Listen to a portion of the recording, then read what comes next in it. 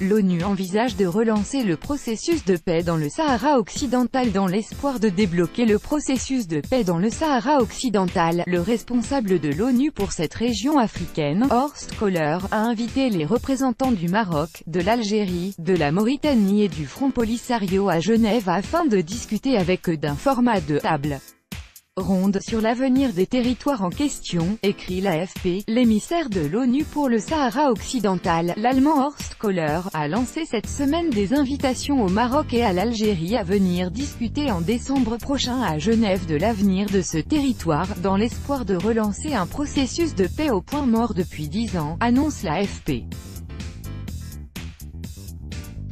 Les invitations ont été remises ce vendredi au Maroc, à l'Algérie, au Front Polisario et à la Mauritanie, selon des sources diplomatiques.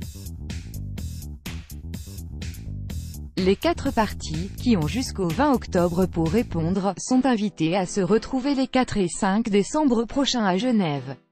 Selon l'une des sources diplomatiques, précise l'agence, s'exprimant sous couvert d'anonymat, il ne s'agira pas d'une réunion de négociation, mais plutôt d'une table ronde. C'est une formule de deux, les deux parties en conflit Maroc et Polisario d'un côté, et les voisins mauritaniens et algériens de l'autre, a expliqué une autre source, également sous couvert d'anonymat.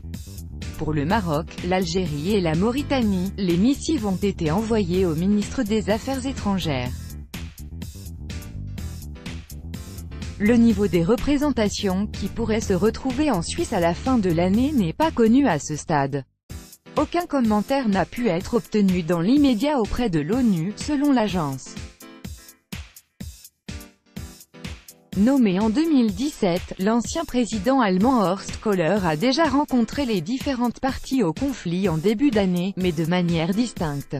Fin juin, début juillet, il avait effectué une tournée régionale qui l'avait conduit à Alger, Nouakchott, Tindouf, Rabbouni, Rabat, Laayoune, Smara et Dakhla. Le dernier round de négociations entre le Maroc et le Front Polisario remonte à 2008, depuis la situation reste bloquée. Cette année, l'Algérie avait fait savoir qu'elle refusait des négociations directes avec le Maroc, comme ce pays le souhaite pourtant depuis longtemps. Le conflit doit être réglé par les Sahraouis et le Maroc estime Alger, qui n'excluait cependant pas d'accompagner les deux parties dans leurs discussions.